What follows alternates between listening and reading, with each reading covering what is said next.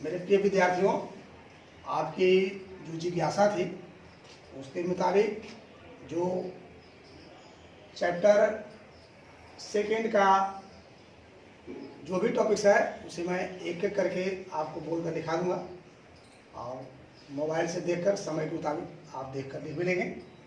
ये third topics है, इसका से कहते हैं माइक्रोस्पोरोजेनेसिस, लघु बीजाणु जनन।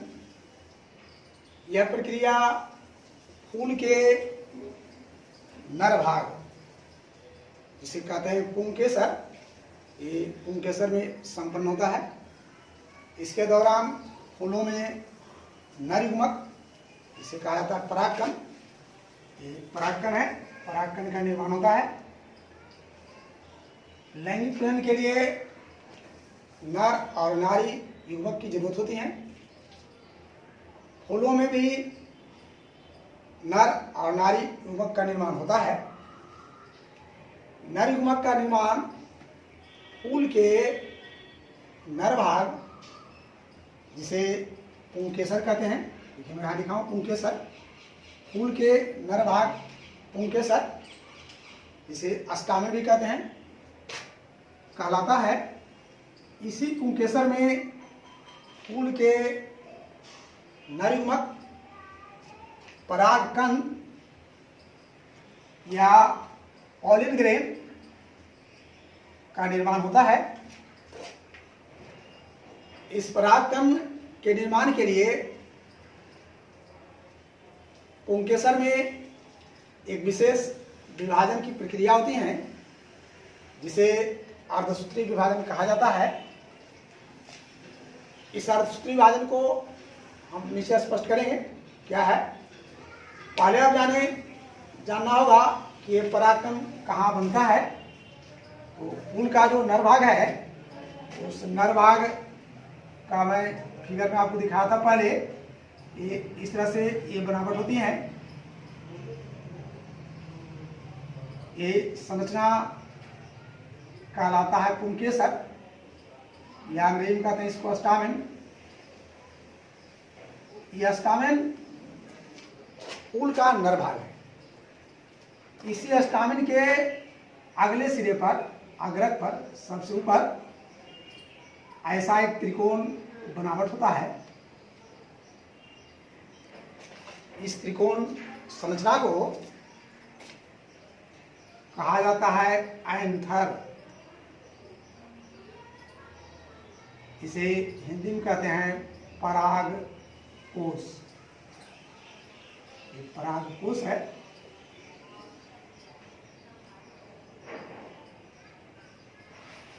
इसी परागकोश में फूल का नर युग्मक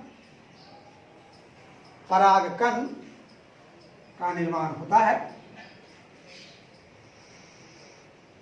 यह परागकोश दो खंड में बटा होता है। देखिए ये दो भाग है। इसके नीचे एक लंबा सा धागा होता है। इस धागा को फिलामेंट कहते हैं।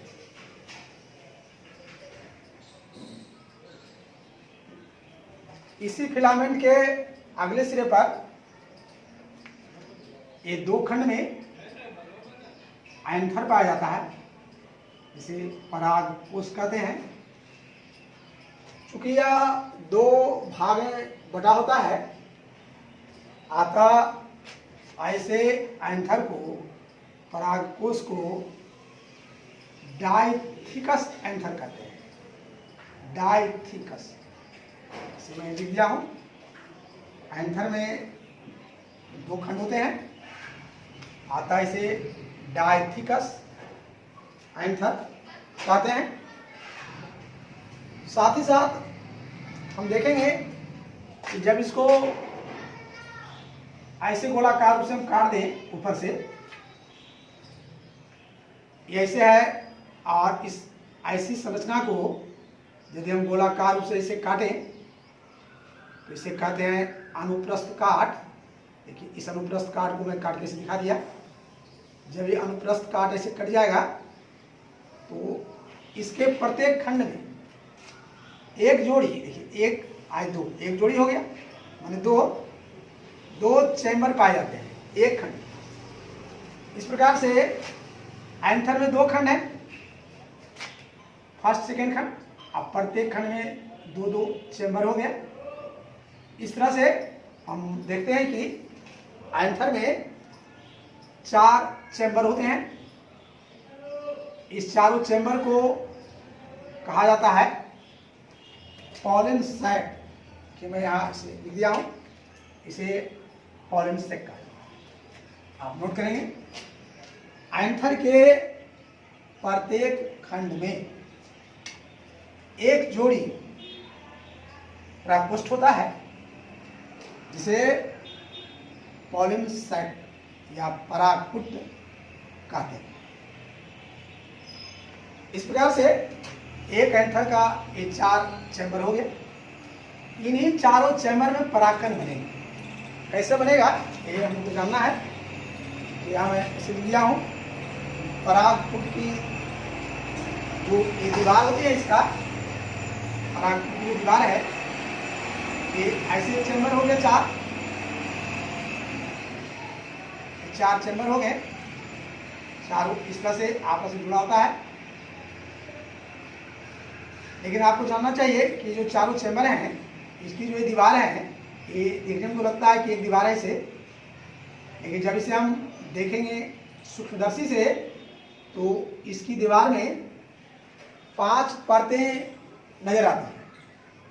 इसे मैं यहाँ लिखा हूँ, परागपुष्प की दीवार 5 परतों की बनी होती हैं, जिसे क्रमशः का मतलब बाहर से अंदर आएंगे क्रम से। तो इसकी जो सबसे बाहरी परत है ये कहलाती है एपिडर्मिस। ये देखिए सबसे बाहर को। इस एपिडर्मिस के बाद एक ये दूसरी परत है। इस दूसरी परत की कोशिकाओं को मैं यहाँ इस प्रकार से दिखा दे रहा हूं। देखिए ये हो गया बाहरी परत। इसके बाद दूसरी परत है। बाहरी परत को कहते हैं एपिडर्मिस। क्या लिखा हूं? एपिडर्मिस। इस फिगर में भी आपको दिखा देंगे एपिडर्मिस। इसकी दूसरी परत जो है वो कहलाती है एंडोथेसियम या एंडोथेसियम। इसे हिंदी में कहते हैं अध त्वचा। ये हुआ बाह्य त्वचा, अध त्वचा या अंतर त्वचा कहें, इसे कहते हैं एंडोथेसियम। इसके बाद इसके मध्य में 2 परतें होती हैं। इन दोनों परतों को एक साथ मिडिल लेयर्स कहा जाता है। मध्य परत। मध्य परत के बाद आंतरिक भाग में एक अन्य परत होती है जिसकी कोशिकाएं बैरल शेप्ड होती हैं, स्पाइंडल आकार का, अर्थात इसके दोनों किनारा जरा संकीर्ण होगा और ये बीच का भाग जो है ये चौड़ा होता है, स्पाइंडल शेप्ड होता है।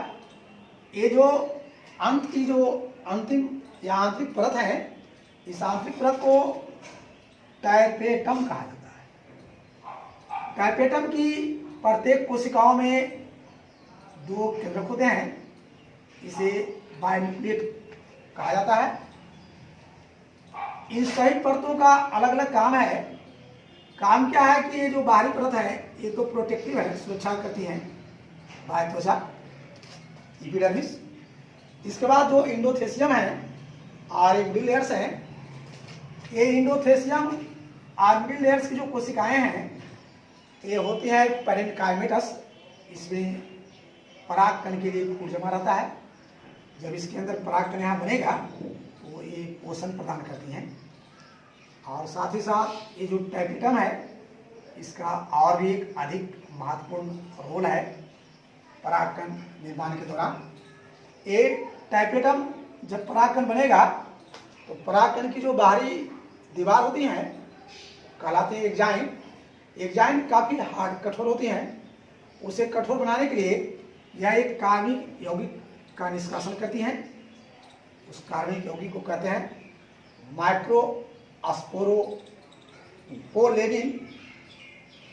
जिससे परागकण लंबे समय तक सुरक्षित रह पाता है। वह न पानी में सड़ता है, न एसिड का असर होता है और न सूखे में ड्राई होता है। परागकण को सुरक्षित रखने के लिए यह जो टैपेटम है उसकी जो बाहरी परत है एग्जाइम, उसमें एक कार्बनिक यौगिक देती हैं, इसे कहते हैं माइक्रोस्पोरोपोलेनिन। तो इस प्रकार हम देखते हैं कि इसकी जितनी भी सभी ये परतें हैं 5, सबका अपना अपना काम है। इन सभी परतों को एक अलग फिगर बनाकर मैं आपको स्पष्ट कर रहा हूँ। आप सभी इन सभी जितने भी पॉइंट मैं ये 4 लिखाया हूँ इसको आप नोट कर लेंगे। अब इसके बारे में जानेंगे कि इसके अंदर कैसे परागकण बनता है। अभी हमारा मेन काम है कि इसकी 5 जो परतें हैं इन सभी 5 परतों को स्पष्ट करना। तो मैं फिगर बनाकर आपको इन सभी परतों को